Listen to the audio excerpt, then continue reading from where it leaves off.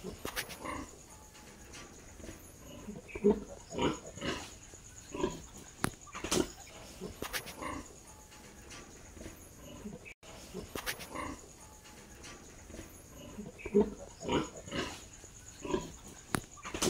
mga kakural, nandito ako ngayon sa hog farm ni Conchal Narciso dahil nag-ask siya sa akin ng service nung Sunday na mag-service sa kanyang mga biik na bagong panganak. Ay kaya nandito ako ngayon para paunlakan natin si Conchal Narciso.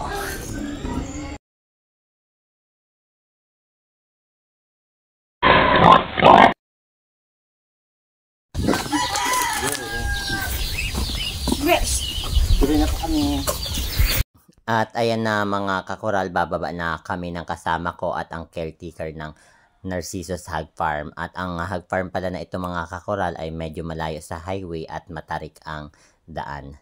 Bale, ang gagawin ko nga pala dito mga kakural sa Narciso's Hog Farm, ako ay puputol ng ngipin ng mga biik at puputol ng buntot, mag-susupplement ng iron at the same time ay magkakastraight din sa ating mga biik. Bale, ang mga biik nga pala mga kakural ay 3 araw na mula nang sila ay ipinanganak. So, ibibigay natin ito, ang mga serbisyo na ito ng isahan lang para isang beses lang ma-stress ang ating mga alagang biik. Kaya pagkarating ko dito mga kakural ay hinanap ko na yung mga gamit dahil may sariling gamit naman daw si Conchal Narciso, pero may sarili din akong bitbit. At pagkatapos nga na maiabot sa akin ng caretaker ng Narciso's Hog Farm ang mga kagamitan mga kakural, ay agad na ako nagsimula na ibigay ang mga serbisyo na kailangan ng ating mga biik. Nagsuot muna ako ng disposable gloves para maprotektahan natin yung ating mga biik sa mga disease-causing agents na maaari nating ma-transfer sa kanila directly mula sa akin. At ayan mga kakural ay inilipat ko na itong mga biik sa box para hindi na ako mahirapan mag-perform ng mga services na kailangan natin na ibigay sa ating mga biik. Bali, ang mga biik pala na ito mga kakural ay 13. Ilan pong babae? Ang daming lalaki, 10. At ang babae lamang dito sa 13 na ito ay 3 at ang lalaki naman ay 10. So medyo may katagalan talaga itong itong trabaho na ito mga kakural o pagbibigay ng serbisyo sa ating mga biik dahil 10 ang lalaki. So ibig sabihin 10 din yung ating ikakastrate. Pero okay lang, ang mahalaga ay maibigay natin sa kanila yung services na kailangan nila nang mas maaga para hindi mantala yung kanilang paglaki.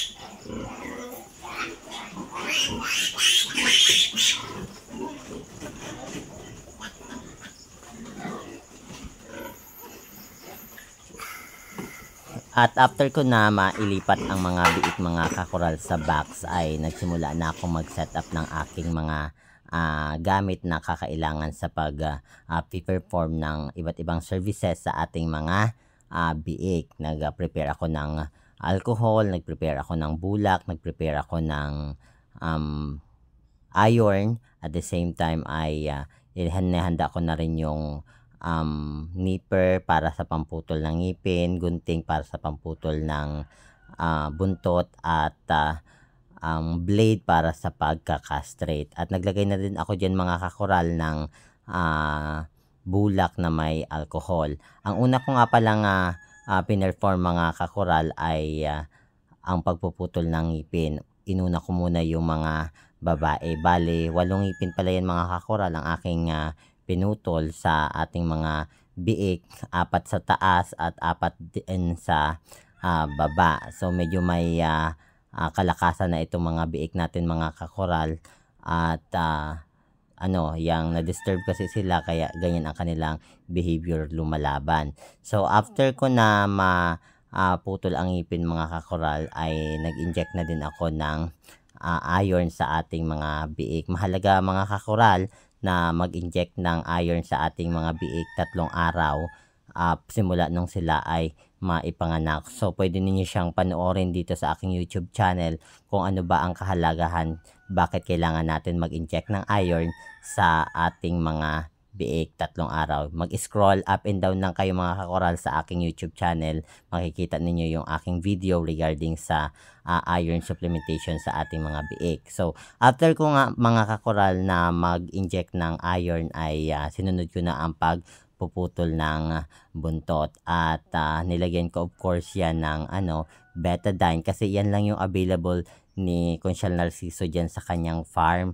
Wala akong bit-bit na yung ginagamit ko talaga sa pagbibigay ng serbisyo every time na may tumatawag sa akin or nag-a-ask ng help. Pwede naman yan ang betadine ang gamitin mga kakoral. So makakapag-block na yan ng mga disease-causing agents na maaring pumasok sa katawan ng ating mga alagang baboy na maaring makapang-paminsala.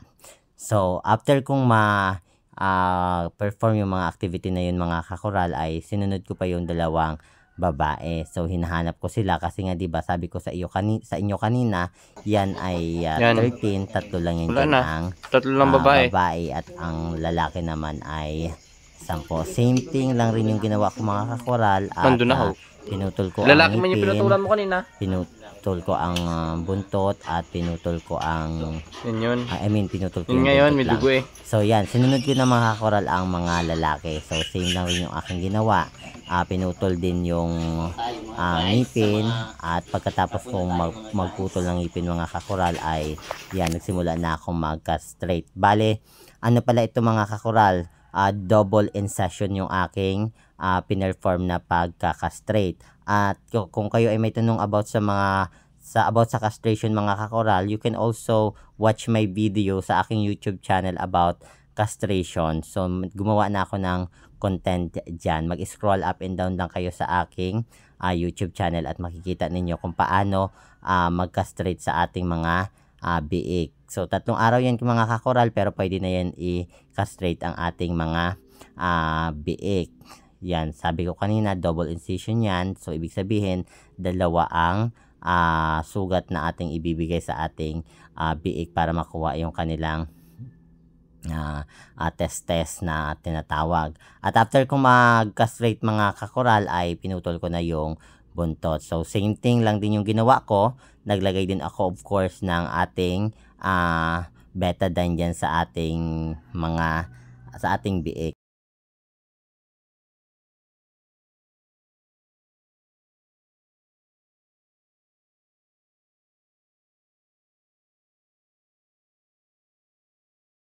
Mahalaga mga kakoral na makover talaga ng betadine itong sugat ng ating mga biik at para talaga ma-block yung pagpasok ng mga disease-causing agents katulad ng bacteria na maaring maka-infection sa ating mga biik.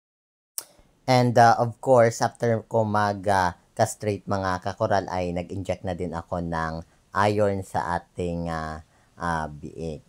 And after kong mag-inject mga kakoral ng iron ay isinunod ko na itong siyam natitira na mga biik o siyam na lalaki na mga biik.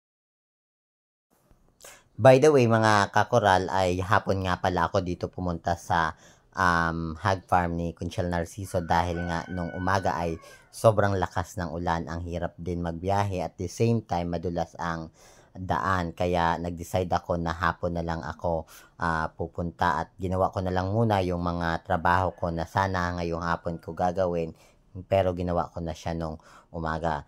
Grateful ako mga kakoral dahil sa pagkakataong ito ay binigyan tayo ni Lord ng ulan dahil sa sobrang haba ng tag-init ngayong taon ng 2024.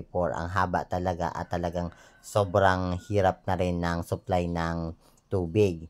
Talagang medyo na yung ating mga bukal, yung sources of water natin, konti na lang yung sinusupply na tubig. At gusto ko lang i-share sa inyo dito sa amin sa bayan ng Bulalakaw mga kakoral ay lalo na sa pinakabayan, yung mga kabahayan natin or ating mga mamamayan ay binibigyan na lang ng tubig or dinidistributan na lang ng tubig bahay-bahay na ilalagay sa drum. Kaya napakahalaga talaga ng ulan sa ating mga kakoral. Kaya napakahalaga din na magtanim talaga tayo ng punong kahoy para ma-alleviate natin yung effects ng climate change.